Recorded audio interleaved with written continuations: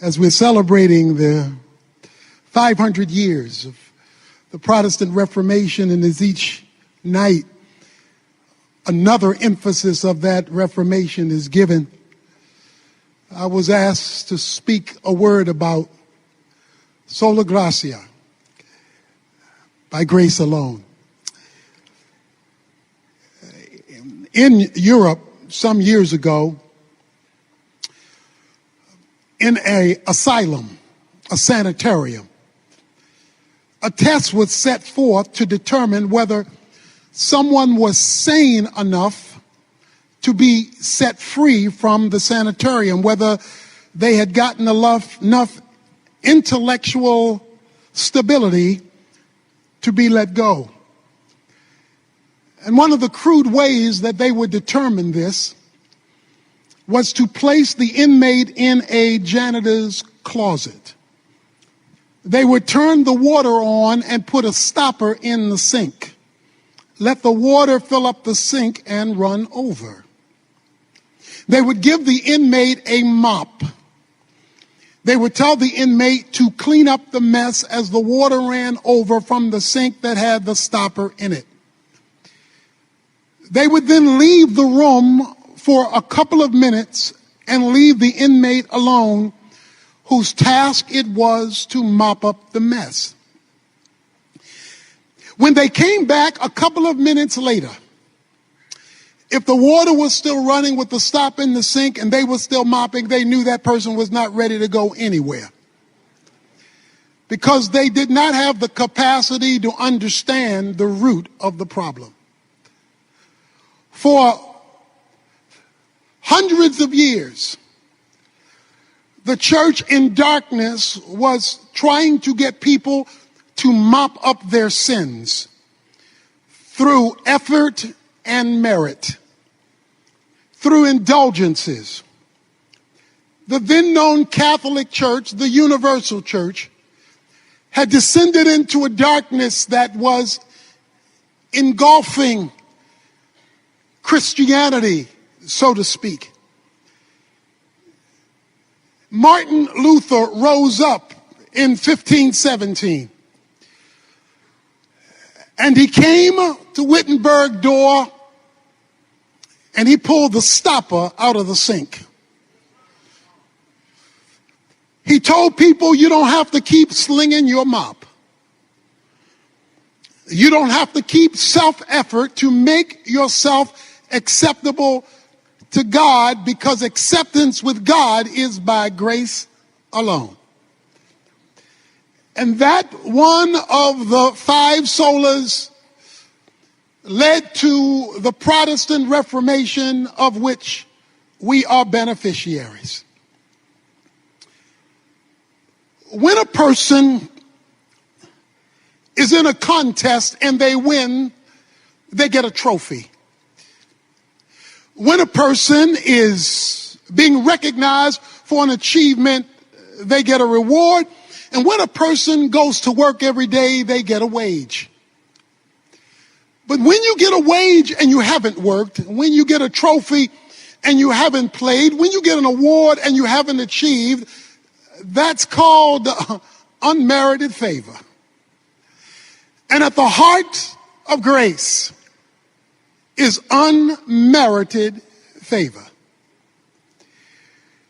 Grace can be defined as the goodness of God to people who do not deserve it, could never earn it, and could never pay back for it.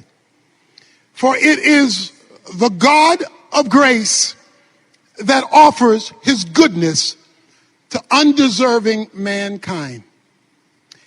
And it was the rediscovery of grace that led to this Reformation, so that people could understand the biblical way to salvation.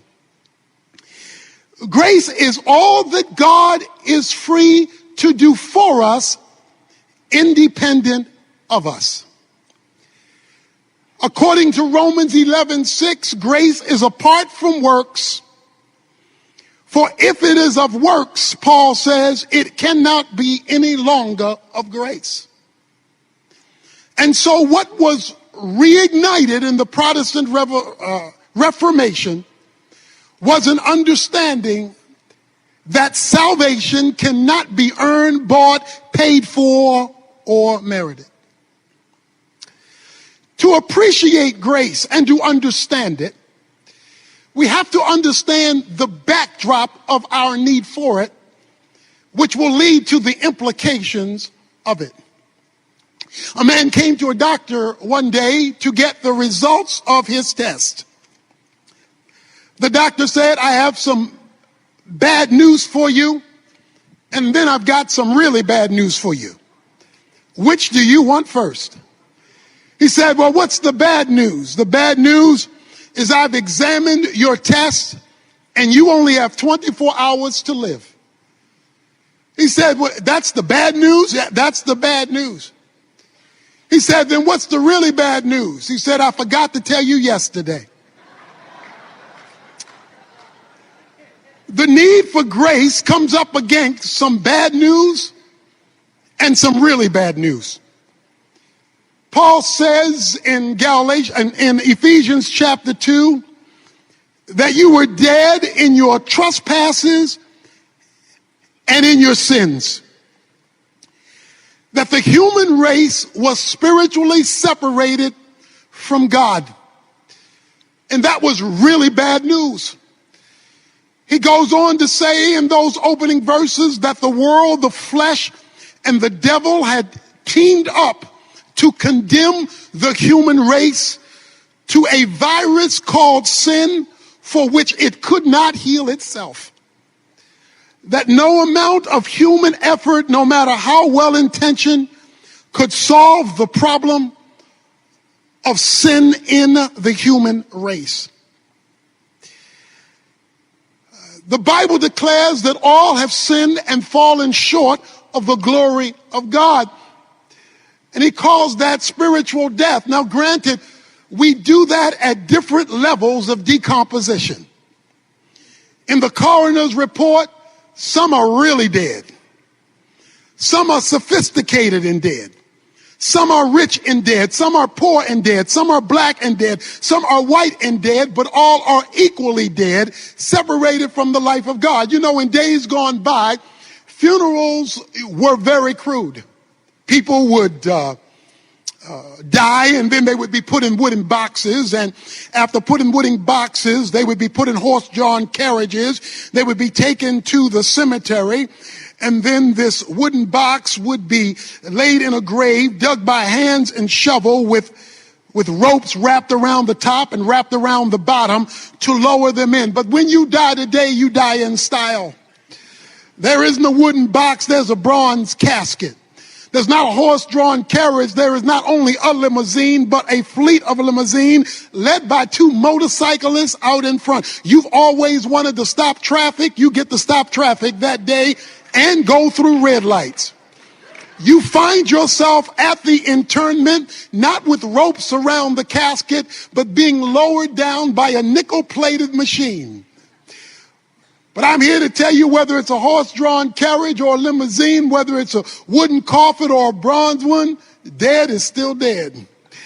And so while people have different levels of decomposition and different atmospheres around their grave experience, the Bible has declared that all men are equally dead and separated from the life of God.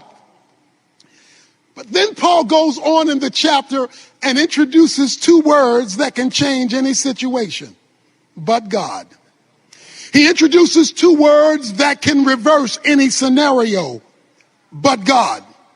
He introduces two words that can open up graves and unhook caskets and dig out dirt and make dead things live again. He says, but God. And then he introduces us to how we got grace. And he throws together some theological terms that is easy to read, but equally easy to miss. Listen to what he says. He says, but God, being rich in mercy, because of his great love with which he loved us, even when we were dead in our transgressions, has made us alive together in Christ. He says that God had to have a discussion among his attributes, that he had to get together with himself, by himself, about himself. He says on one side there was the wrath of God, because he says in verse 3, we were children of wrath. Because God's perfection and his justice demands his wrath, because he cannot negotiate with sin, skip sin, flip sin, ignore sin. He must react to sin, because that's just the way he is. His just, perfect righteousness must react to that which is contrary to his nature. He cannot act like wrath is not part of his nature. But on the other side of his character, according to verse 4, was because of the great love with which he loved us and the mercy he wanted to extend to us. So on one side is justice and wrath, and on the other side is love and mercy. The biblical definition of love is the compassionate and responsible care for the well-being of somebody else. The biblical definition of mercy is not giving what a person deserves. So now we have a conflict of attributes. We've got wrath and justice, which must be mediated out. And we've got love and mercy, which is desired to be expressed. How can the desire to express love and mercy deal with the reality that justice and wrath must be executed? Therefore, God had to come up with a plan for his attributes to get along. He had to come up with a plan for justice and mercy to be okay, while simultaneously it being okay for love and mercy to be expressed. Since he could not look to his creation in order to resolve the problem, because the creation was the problem, he had to come up with an answer to address the conflict within the attributes, given the sinfulness of man combined with the desire of God expressing his love. And so he came up with a plan to resolve the problem in himself, by himself, for himself, to benefit mankind who could not help themselves because they were stuck in a graveyard. So when the four attributes got together and began to have a meeting, the God of the Bible came up with a plan, and that plan ignited another attribute called grace. When wrath and justice met love and mercy, creating a plan of redemption, expressing itself in the unmerited favor of God, God came up with the plan. That plan is no more greatly illustrated than when a young lady was driving down the highway and she was going 75 miles an hour in a 55 mile an hour speed zone. She was going 75 miles an hour many years ago in a southern town, and the policeman pulled her over. When the policeman pulled her over, he said, "Young lady, you going 75 miles an hour in a 55 mile an hour speed zone, and I've got to give you a ticket, but in this small town, it's the weekend, you're passing through, so I've got to take you to the court right now because you've got to pay the price." He took her to the courtroom, and when he took her to this single courtroom, the judge came in and he said, "Young lady, you've been found guilty of going 75 miles an hour in a 55 mile an hour speed zone. So we're going to have to fine you $100. She protested, "But Your Honor, I don't have $100. He says, "Well, I can't change the law. You owe $100, or you can spend the weekend in jail." She broke out in tears and said, "But I don't have $100, and I don't want to spend the weekend in jail. Have mercy on me." As the judge looked down at her cry for mercy, he did something that astounded the bailiff and the policeman who brought her in. He pushed back his chair from behind the podium. He zipped down his robe. He left the bench.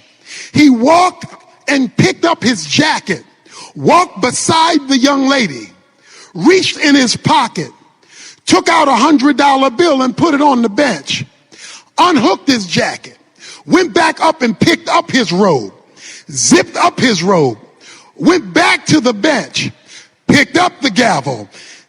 Young lady, you've been found guilty of going 75 miles an hour in a 55 mile an hour speed zone. The law says you must pay the penalty of $100 or spend the weekend in jail. Oh, but I see somebody else has paid the price. God, to satisfy the dynamics of his nature, came up with a plan where he left heaven's independent use of deity, put on a jacket of humanity, entered into time and space, died on the cross as a propitiation for the sins of mankind, rose from the dead, demonstrating that the payment for sin, tetelestai, had been received, and there was a receipt given an empty grave, demonstrating that salvation was provided to everybody in court who comes to the judge and says, I want mercy from the bench based on the sacrifice of Jesus Christ. But God came up with a plan to provide in grace salvation for all. It reminds me of the two preachers who were going south, and they went to this small southern town. One was from the north, and he didn't know how the south worked. And he sat down and they ordered breakfast. The lady came, the waitress came out, and she had on the plate eggs, bacon, but then she had this white gooey stuff. He said, what's that white gooey stuff? He said, that's called grits. He said, well, wait a minute. I didn't ask for grits. And I'm not going to pay for grits. She said, I don't think you understand. You in the South, you don't have to ask for grits. You don't have to pay for grits. You just get grits. It's just the nature of what we do. The beautiful thing about God's grace is the Bible says it is made available to all men because he just gives it away and gives it away and offers it at no charge. In fact, if you offer to pay for it, your payment will be rejected, because once it's of grace, it can no longer be of works. And so he says, but God, being rich in mercy, was willing to make salvation available to all who come to Christ for it. Now, we're all here evangelicals. We all agree with salvation by grace. But when Paul wrote Ephesians 2, he was talking to people already saved. He was talking to people already on their way to heaven. Why is he talking to them about a grace that they had already received? Because Paul understood that what often happens in the life of believers is they start out with grace, but then revert back to law. They start out with God's unmerited favor, but then they revert back to meriting something that cannot be merited. The Bible is clear that not only are we saved by grace, but we are sanctified by grace. That it is the grace of God that changes us after the grace of God has redeemed us. Many of our grandparents used a washing board to wash their clothes. They would scrub their clothes, and they would give all the human effort they had to get things clean. They would be tired and worn out, and the body would ache, not because they didn't want to be clean, but because there was so much work to make themselves clean, and then it could only be so clean because it was tied to their own human effort. But then through technology, there came a washing machine. And a washing machine forever changed how grandmother and her grandchildren got things clean. We no longer use a scrubbing board because we have something that has built in it a cleansing mechanism without all the human effort to make it work. What would you say to a grandmother for whom you purchased at no charge to her a washing machine who still insisted on using a scrubbing board? You would tell her she doesn't understand what she has. That what I have given you is much better than what you can pull off on your own. Often what happens in the Christian church is we tell people, let's get saved by grace, but let's get changed by law. When the Bible is clear through the Apostle Paul that once you have grace, you are no longer under law, because what law does is it tells you what's wrong, but it can't make it right. The law is like a mirror you go to in the morning to show you how jacked up you got last night. You go to the mirror and it shows you your hair's out of place, boo-boo is in your eye. You go to the mirror and it lets you know that you a hot mess. But you don't then take the mirror off the wall and wash your face with it. You don't take the mirror off the wall and comb your hair with it, because you know the mirror is only designed to reveal it. It's not designed to fix it. What God has so given us in grace, even after salvation, is a means to fix the very thing that the law condemns. But because we either do not understand grace, do not trust grace, or do not utilize grace, we do not experience the flow of grace. And Paul says in Galatians 5 verses 1 through 4, when you lose sight of what grace is, you fall from grace.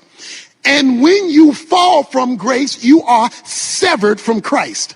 So there are evangelical Christians who are cut off from Jesus Christ while they go to church, cut off from Jesus Christ while they have devotions, cut off from Jesus Christ while they sing praises, because they are living lives independently of a relationship with Christ by grace and not by merit.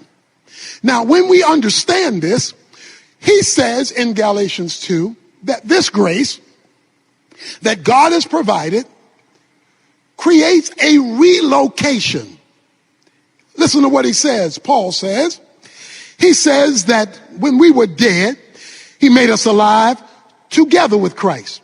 He raised us up together with Christ. He seated us together with him in a whole nother location called heavenly places.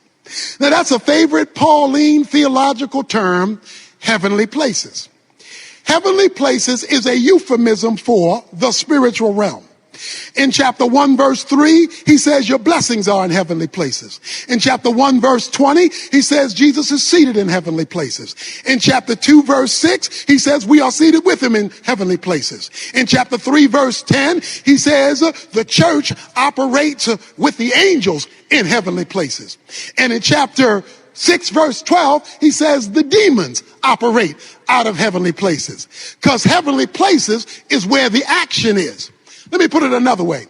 Everything visible and physical is preceded by something invisible and spiritual. Everything visible and physical is preceded by something invisible and spiritual. So if you want to fix the visible and physical, you've got to address the invisible and spiritual. If you do not address the invisible and spiritual, you will not be able to address the visible and physical, because the visible and physical, which is the result of the invisible and spiritual, emanates from a whole nother realm called heavenly places. The job of grace is to cause us to operate from a whole different atmosphere than the atmosphere we live in. We live down here, but we're to operate from the atmosphere up there if we are to partake of the grace up there that has been disseminated for our responsibilities down here. And it is only when we grab grace at that level. In fact, he goes on to say in verse 7, grace is so spectacular, this thing that the Protestant Reformation got going and that we're still having to learn about, it is so awesome that in the ages to come, that is quadrillion years from now, when I meet you at the corner of Gold Street and Silver Boulevard, he says, in the ages to come, God will be manifesting his grace. Translation, you ain't seen nothing yet. Because God is infinite, he is going to expose himself, since there will be no competing sin, so that every day, in fact, there is going to be so much grace in eternity, God is wiping out night so that you don't miss anything. He's going to give you a glorified body that can't get tired. He's going to keep it daylight forever, so that forever all you're going to see is God showing up, showing off. You're going to say, ooh, wow, God, ooh, did you see that? I mean, it's going to be non-stop exposure of infinitude by an infinite God in the ages to come. Verse 8 and 9, you have been saved. He says the Greek word for saved means to be delivered or rescued. He says all this is by grace. And it is by grace, and you are connected with him. You know, I've been the chaplain for the Cowboys, chaplain for the Mavericks. And when I do the Mavericks, they give me 4 tickets. They give me 4 tickets. I do the Maverick chapel. I tell some of the guys in church, I say, don't go on your own. You come with me. Because if you come with me, they charge you $15 a car to park. You don't have to pay to park because you're with me and I get a free parking pass. So you come with me. That saves each one of you $15 from parking. When you come with me, we're not going through the general public entrance. We have a private entrance. And we have a private entrance because I can go through that entrance. But if you're with me, you go through that entrance too. Not because of who you are, but because of who I am. When we go downstairs, there's a 4-course meal. You don't have to go buy food like everybody else because I eat for free, but you're with me. And since you're with me, you eat what I eat at no cost to you because you are with me. We then go in and we watch the game. When the game is over and everybody else is in a hurry to leave, we're not rushing because we're not going the same way they're going. We going up a private ramp, to a private elevator, out a private door, to a private parking lot, and we will be halfway home before most people have gotten to their cars, and that whole evening will occur because you're with me. So if you just hang with me, the rights and privileges of benefits that accrue to me, I can share with you, not because of who you are, but because of who I am. Jesus says, by grace, you're with me. And the rights and privileges of grace gets transferred to you, not because of who you are, but because of who I am. And if we would ever learn this thing of grace, that he says it is with him. So the point is, to experience more of grace, you must experience more of him. If you're in trouble with the law, you need more than a law book, you need a lawyer. If you're in trouble with a doctor, you need more. If you are unhealthy and need a doctor, you need more than a medical book, you need a doctor. If you are being attacked by criminals, you don't just need a penal code, you need a policeman. In other words, you need the visible manifestation of the book. Whatever is in that book, you need a living person to make that material in the book come alive to you. That is why Titus chapter 2 verse 11 is so critical. For the grace of God has appeared to all, bringing salvation to all men. And then he goes into, we look to Jesus Christ because he is the dispenser of grace. That is why what Nick is talking about is so critical, because the more Jesus you have, the more grace you get. The less Jesus you have, the less grace you experience. So it is the relationship with a person that allows him to dispense the grace that he offers, which is his sufficiency for the life that he's called us to live. Grace is like Niagara Falls. It just keeps on rolling. Fish don't run out of water, animals don't run out of foliage, and we don't run out of oxygen because of the abundant supply. And since God has got enough grace for you, your life, your ministry, your program, and he doesn't run out of it, that relationship allows him to dispense not only what the Reformation called for, salvation by grace, But sanctification by grace, sustaining by grace, transformation by grace, it's all about the grace of God when we operate from heavenly places. Now that the introduction is over, he throws a zinger in here. He's been talking for 9 verses about grace. He's used grace 3 times in Ephesians chapter 2. You're saved by grace. You're sanctified by grace. By grace are you saved, not of works. It cannot be merited. It's what God does for us, independent of us. That's the only definition of grace there is. The moment you add merit, it is no longer of grace. Then wait a minute. Then if that's true, what about my responsibility to work? He knew you were going to ask that question. So he comes in verse 10 and he keeps grace alive. He says in verse 10, for we are his workmanship, created in Christ Jesus for good works, which God prepared beforehand so that we would walk in them. You don't work to get grace, because grace cannot be earned. Grace cannot be merited. There is nothing you can do to make God give you grace, for then you would merit it and no one should boast. But what you can do is respond to grace. Your work, my work, our ministry, your service, what you do should be a response to grace. It is not an effort to merit grace. It is our appreciation for the greatness of grace that has been freely given to us. And the more of that grace you experience because of the work that you do. Notice the phrase, we are his workmanship, because it's about him.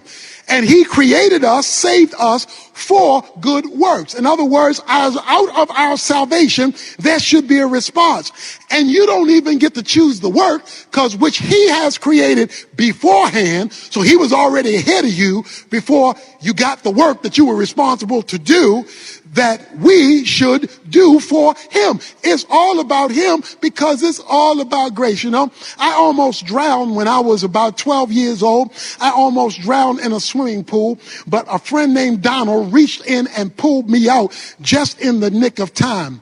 I got so shook up by that experience, I went on to become a lifeguard. I became a good lifeguard 50 years ago and 50 pounds ago. I became an excellent lifeguard, and then I graduated to be a water safety instructor, because a water safety instructor trains lifeguards how to lifeguard. You see, when I got delivered from drowning, I developed a passion to deliver other folk from drowning. So having been delivered myself, I became a lifeguard and a water safety instructor so I could give to others the very deliverance that I had experienced myself.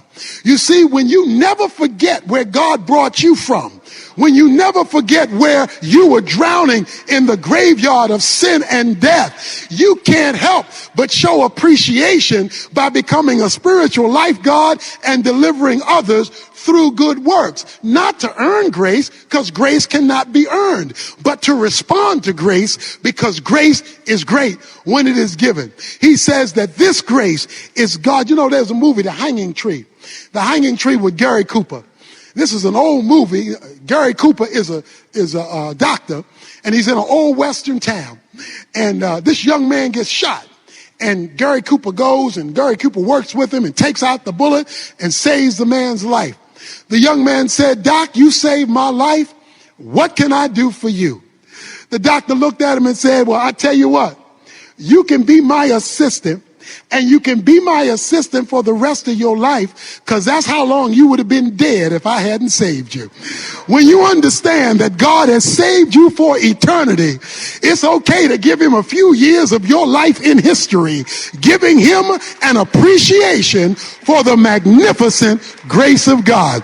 When you understand grace and you respond to grace, as grace, you get more grace for God to do more in you, through you, for you, But when you leave grace, even when you're doing ministry, you get cut off from grace, and then you are severed from Christ. And so you do not experience the availability of the grace that God has given.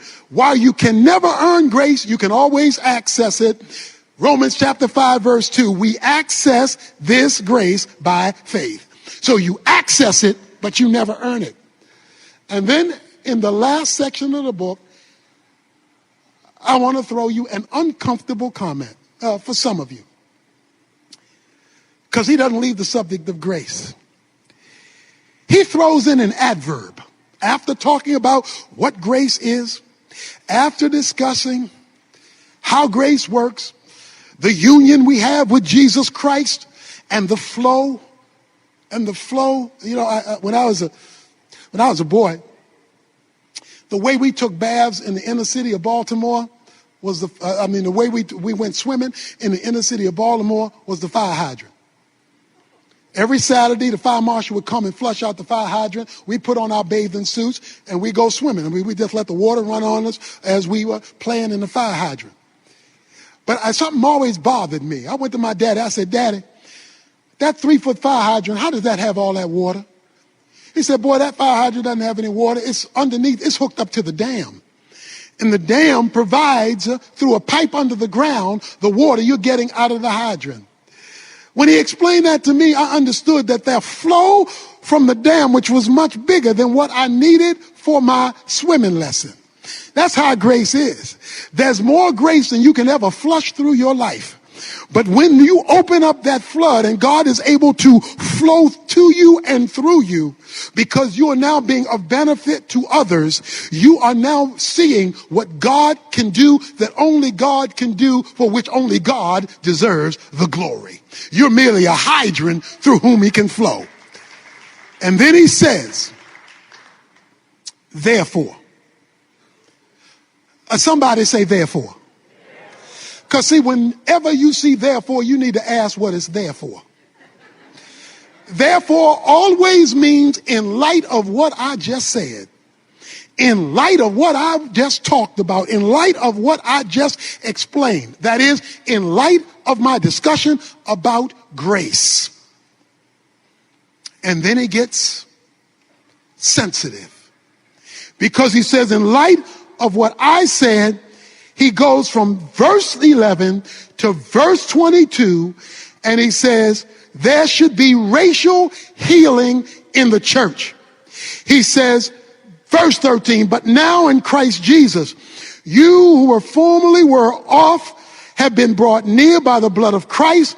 For he himself is our peace, who has made both groups into one and broke down the barrier of the dividing wall by abolishing in his flesh the enmity which the law of commandments contained in ordinances, that he himself might make two into one new man, thus establishing peace, that they might be reconciled both into one body to God through the cross, and having killed the enmity. Let me put it this way. When grace hasn't gotten big enough and flowed strong enough to bring racial healing, Paul says in chapter 2, you don't understand grace. Because one of the things that the good works of grace will do, verse 10, is in verse 11 through verse 24.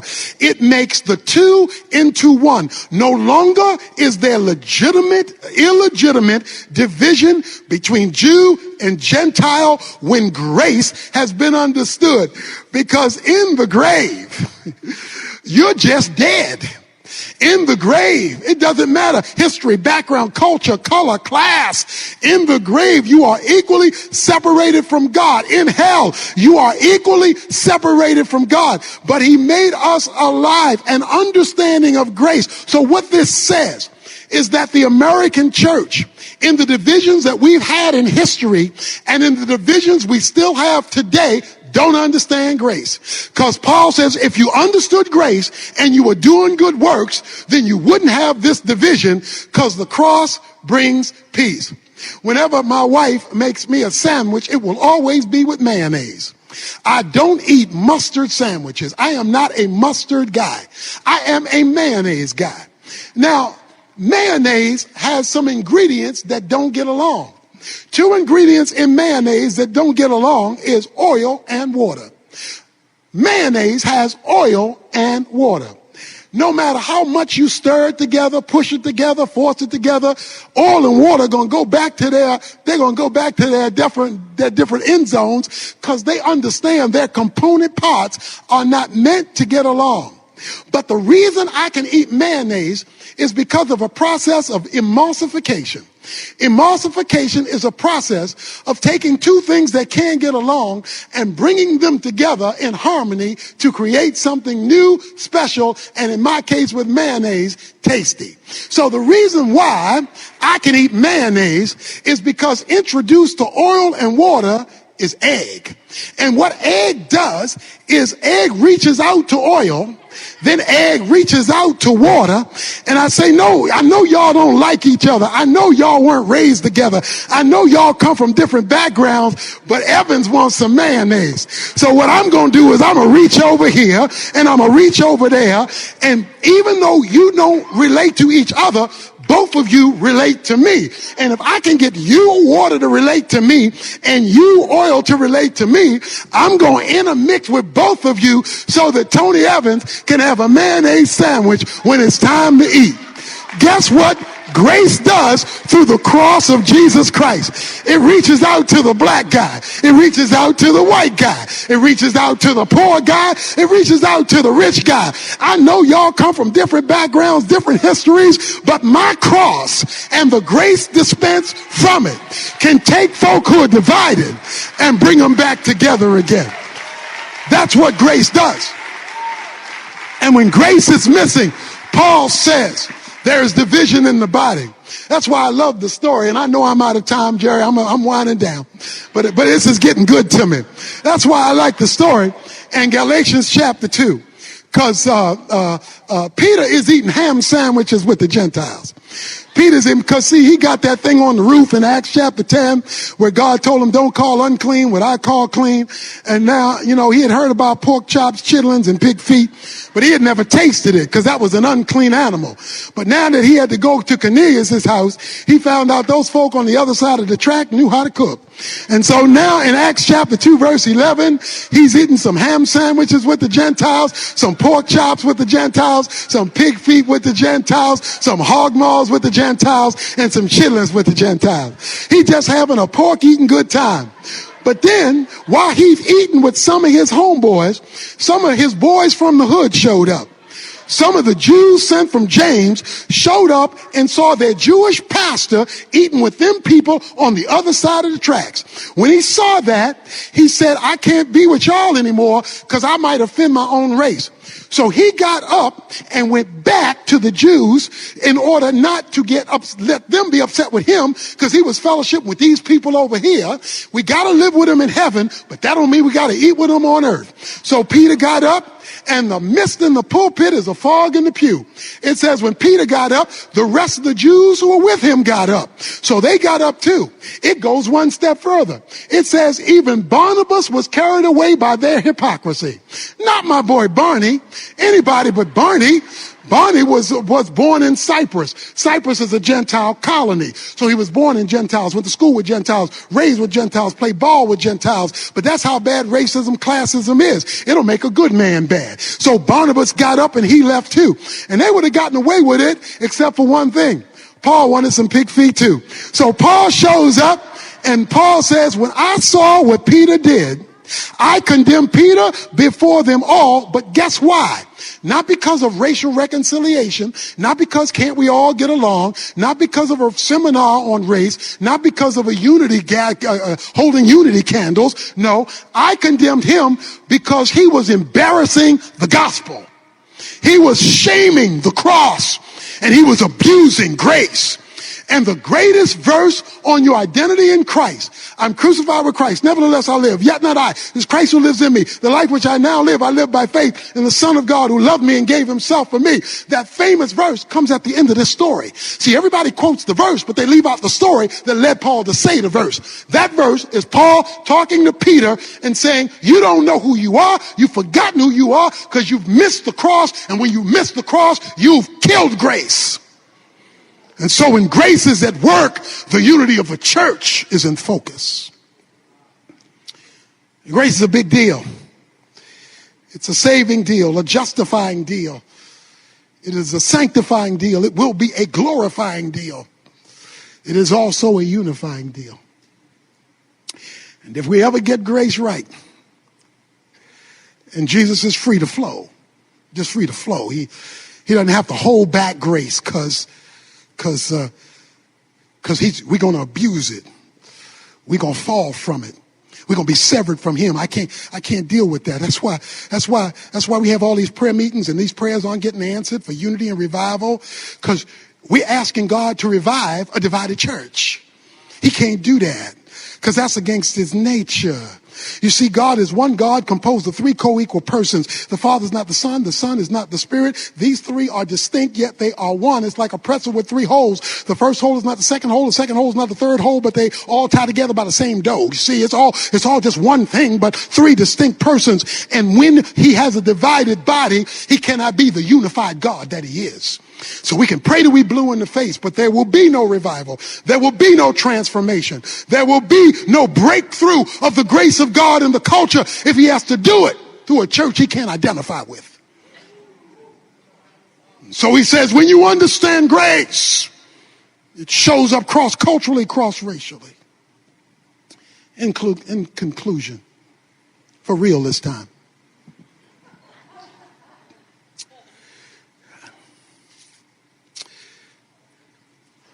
a lady had a major scar on her face. Major scar. Ugly. Her daughter would never invite her to any things at her school. She wouldn't bring any friends over to the house. She wouldn't do any of that because she was ashamed of how ugly her mother looked with this horrific scar on her face. One day her mother came to her and said, darling, why won't you ever invite me to your school functions? You never bring your friends over here. When I ask to meet them, you never let me meet them. Why? The daughter said, Mama, I hate to say this, but it's your scar. It's your scar. That ugly scar. I'm so ashamed. I'm sorry I feel that way, but I can't get over the scar. She said, son, daughter, have a seat. Sit down. Have a seat. Let me tell you about my scar. You were a baby in the crib. I was out hanging up clothes on the clothesline. I saw smoke coming up through the roof of the house. I screamed, my baby, my baby. And I rushed inside, and the smoke was engulfing my baby's crib. I picked up my baby to run out of the house. As I was getting ready to run out of the house, a beam collapsed and struck me on the side of my face as I threw you through the door. And it burned me. So you have to understand, every time you see the scar, it's a reminder of the price I paid to deliver you. Every time you see the scar and don't want to talk about me to your friends, you just need to remember this scar saved you. Every time you see this scar and you don't invite me to be where you are, I just want you to remember, is this scar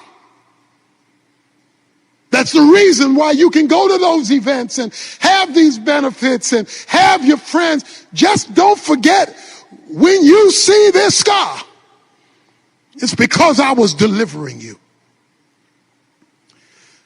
My brothers and sisters, when you get to glory, and you're walking on those streets of gold and going in and out of your mansion with your brand new glorified body, you'll all be the age approximately of Adam and Eve, which was the perfect age of adulthood when you enter into glory, and all of the flaws will be removed in the glorified body.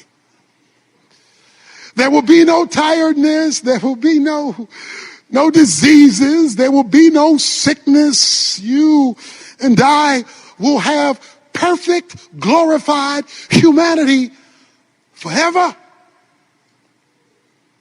But there will be one scarred person in heaven. There will be one person who forever his scars will never leave. Whenever you run into him, you will see the nail prints in his hands and the nail prints in his feet and the scar in his side, because when he rose from the dead, he told Thomas, you can touch the nail prints in my hands. You can touch the nail prints.